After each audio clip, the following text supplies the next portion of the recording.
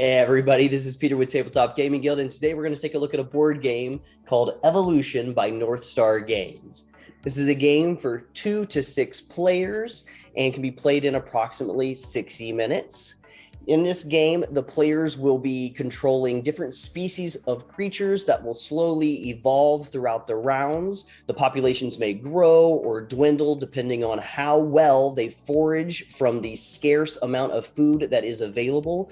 And if your creatures are carnivores, then they have to be able to eat some of the other players' creatures. And if they can't, they might even have to eat their own players' creatures to keep their population from going extinct. So we're going to go ahead and take this game down to the table. We'll open up the box. We'll see the components that are in there and talk a little bit about how the game is played. Then we'll come back up from the table and I will give you my final thoughts on Evolution. Okay, so we're down to the table with Evolution by North Star Games. And let me just start off by saying I love this box art. This creature is awesome looking. I love the color. I love everything about it. Big fan. So let's go ahead and open this up and see what's inside the box. So we've got our rules book as usual. And again, this is a fairly digestible rules book. The rules itself are only about 5 pages long or so, 5 or 6 pages. So we just have the setup here, and then the rest of the rules go through page 9. And after page 9, we just have some information in here about each of the cards in the game, the trait cards and what they do. And then we also have some information about some of the expansions for the game, the credits for the game, and then something about the video game for Evolution as well. So besides the rule book, we also have 2 player aids inside here, and they just give a quick overview of the different parts of the game, as well as, again, explanations for each of the cards that are in the game. So these are both the same thing. I do wish that it came with more than just 2 player aids, since the game can be played with 2 to 6 players. But again, we can share at the table, and that's going to be just fine. And then on the back of each of these are 2 separate ways that you could take to name the species that you as the player are controlling, if you wanted to go that level of in-depth about each of the species that you are running for or creating, which could be kind of fun. So if you are interested, you could check that out and use that during the game, and that could be fun. Other than player aids, we also have the pool here, which is going to sit at the center of the table. And it is where all of the food in the game is going to be placed until the players then, as they take their turns playing their cards and feeding their species, they will take food off of the pool. So this will sit center of the table.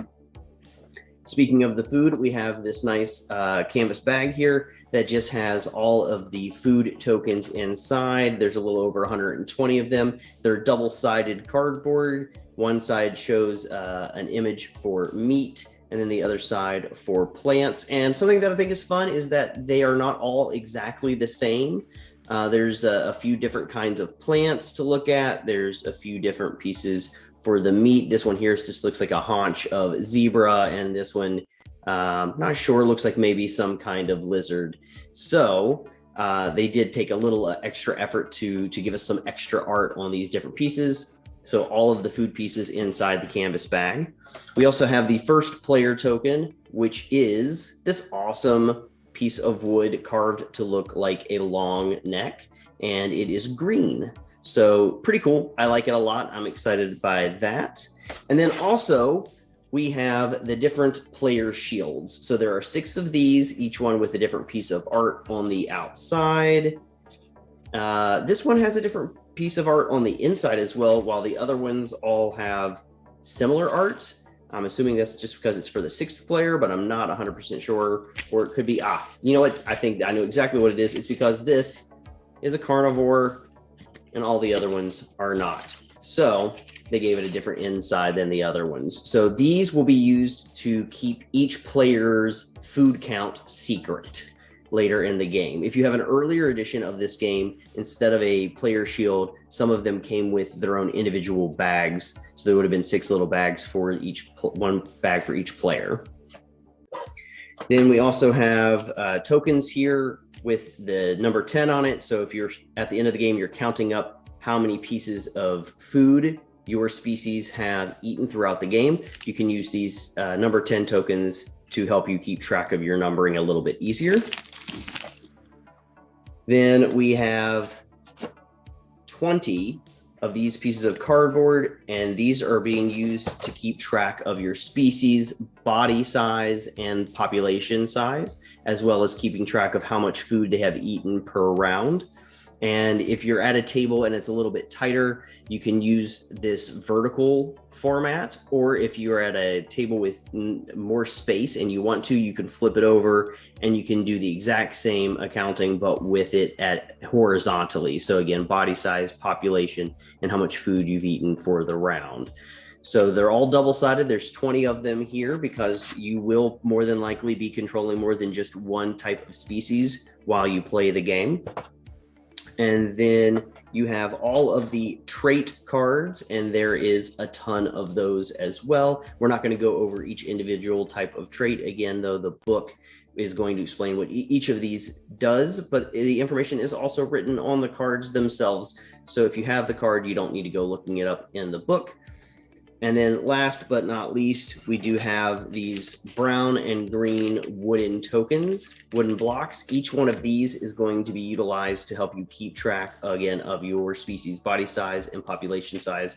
The brown block going here, the green block going here. And as you play the game and adjust your body size and population size, you will adjust the blocks accordingly. So that's everything that is inside the box. And next, we're going to take a look and talk a little bit about how the game is played.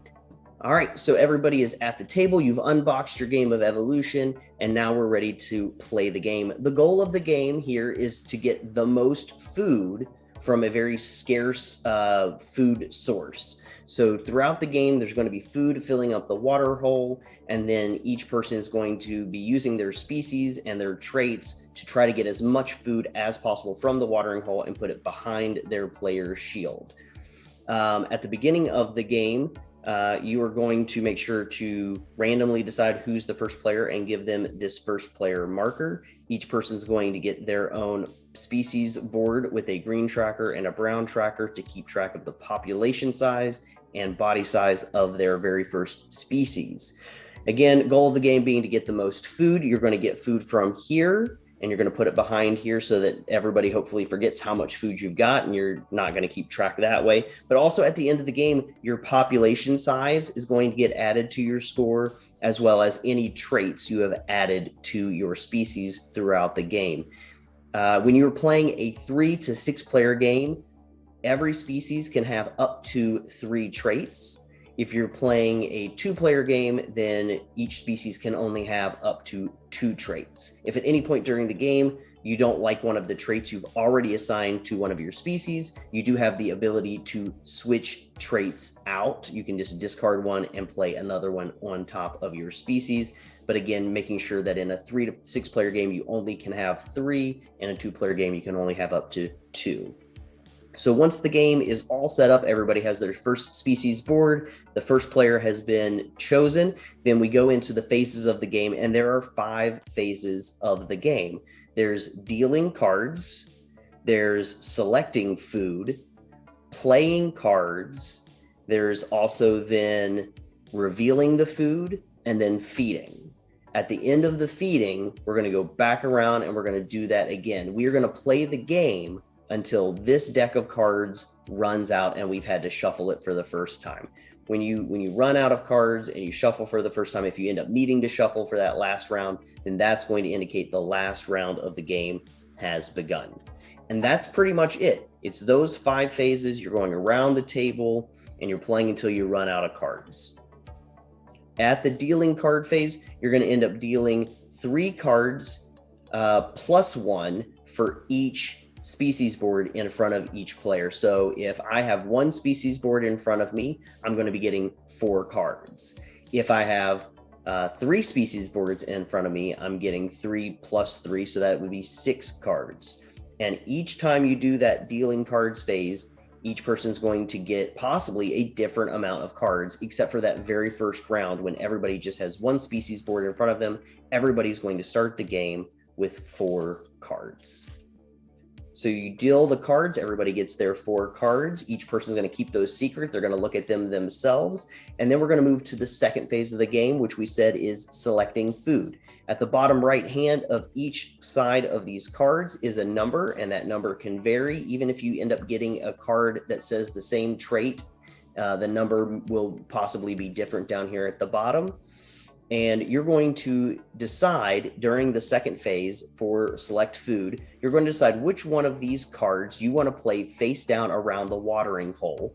That is going to determine how much food you are putting into the watering hole. You'll know how much food you're putting in or how much food possibly you're subtracting if you put a negative number in, but you will not know how much food all the other players are putting into the watering hole. So this is a little bit of push your luck mechanic here. You have no idea how much food is going to end up being in the watering hole. You just know how much either you're putting in or taking out.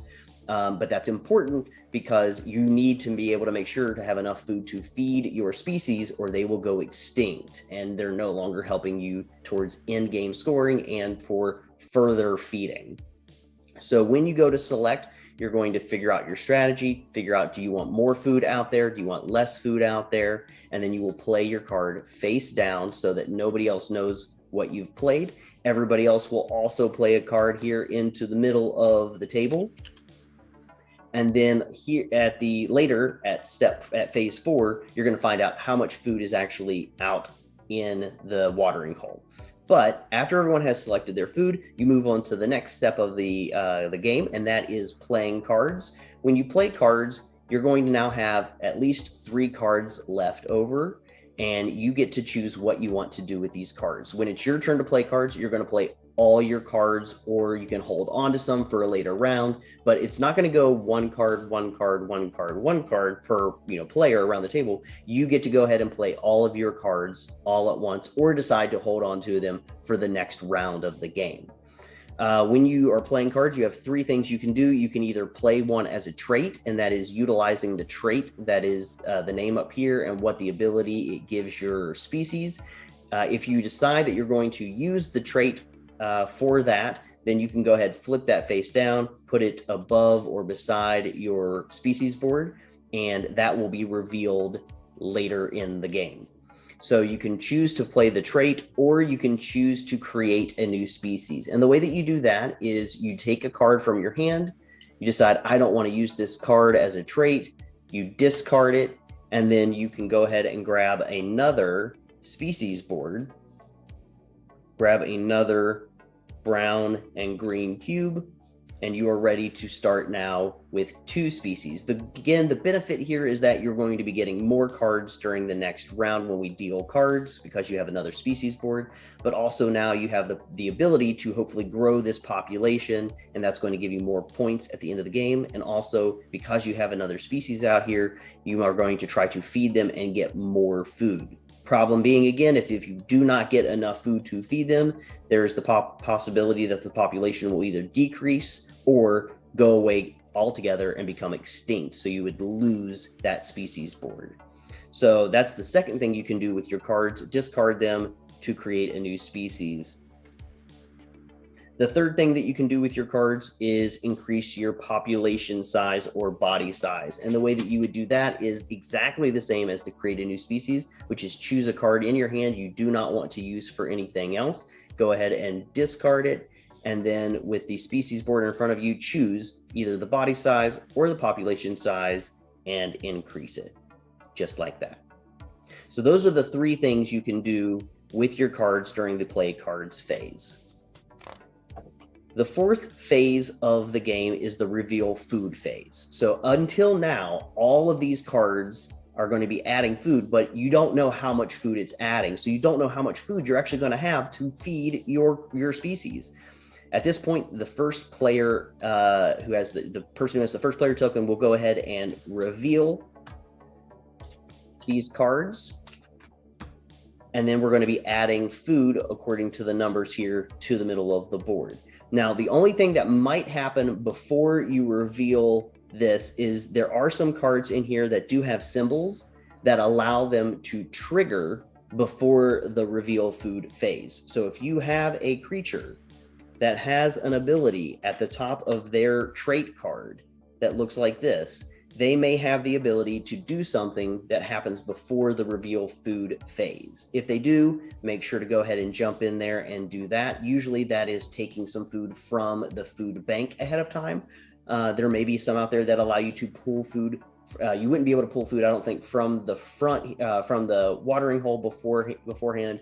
But there are different traits, and I have not read all of them for you on this video. So you will be surprised as you find out all the different abilities that they have that you can do. Once you've figured out if you've triggered any of those abilities, you're going to flip the cards, add the numbers, and then that's how much food is going into the middle of the watering hole. So here we have a 5, a 7, and a 5 for a total of 17 food. Now that's a lot of food going out into the watering hole. You're going to make sure to pull enough tokens out of the bag. I didn't actually count those just now, but you'd make sure that you have 17 out here in the watering hole.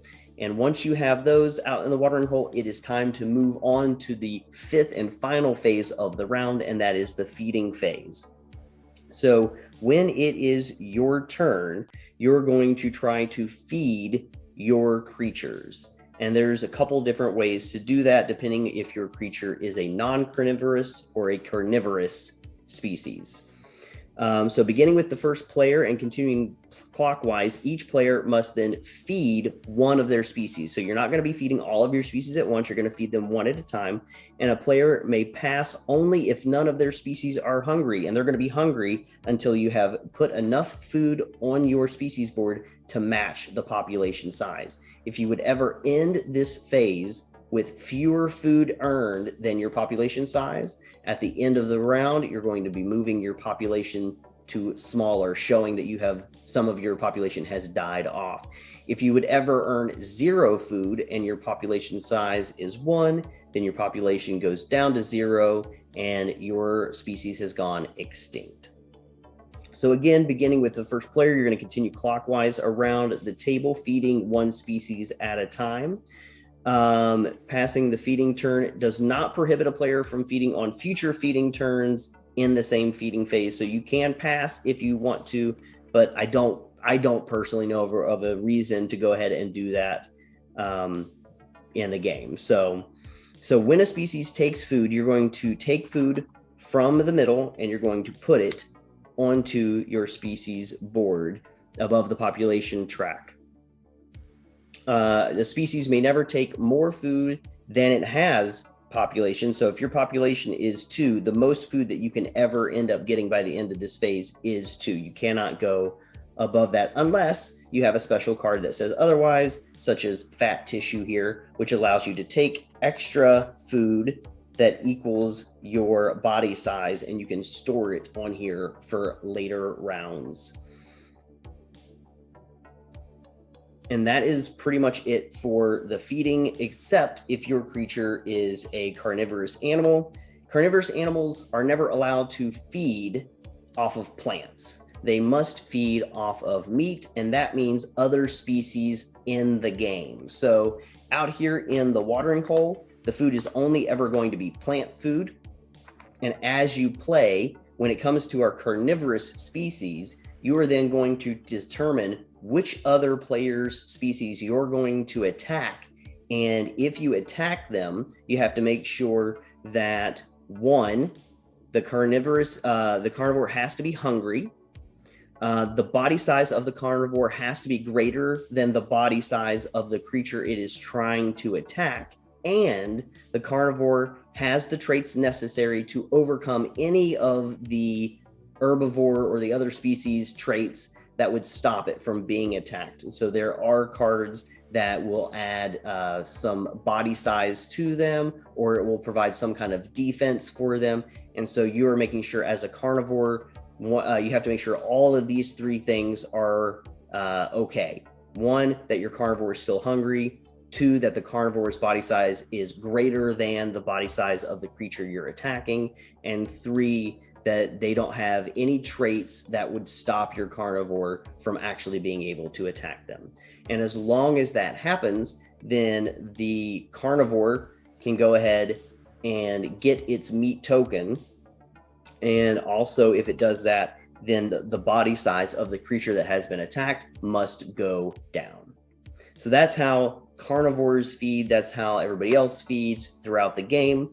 And you will end when everybody has either fed all of their species to the point that they're full or the food runs out.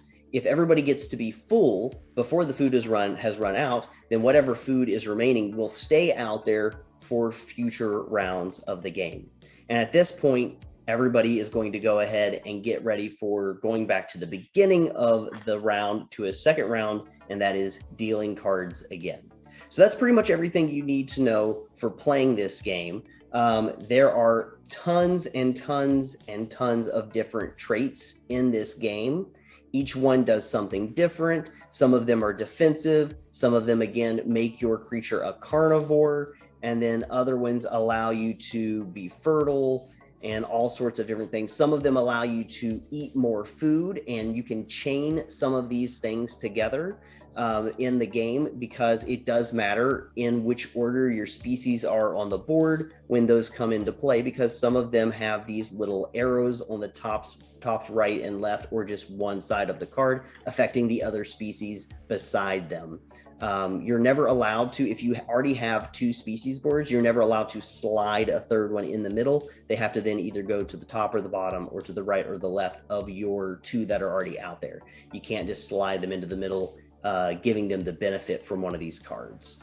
So like I said, throughout the game, if you decide during the playing card phase that you would like to get rid of a trait and put a new trait in, you can do that at that time. That's pretty much everything you need to know about this game and how it is played. So let's go ahead and come back up from the table, and I'll give you my final thoughts on the game of Evolution. All right, everybody. So we're back up from the table. We've taken a look at Evolution by North Star Games, and I'm going to give you my final thoughts. I think this is actually a very solid game. I like it a lot. There's the fun aspect of the different strategies and the way the game evolves, not just by evolving the creature, but by who you're playing the game with.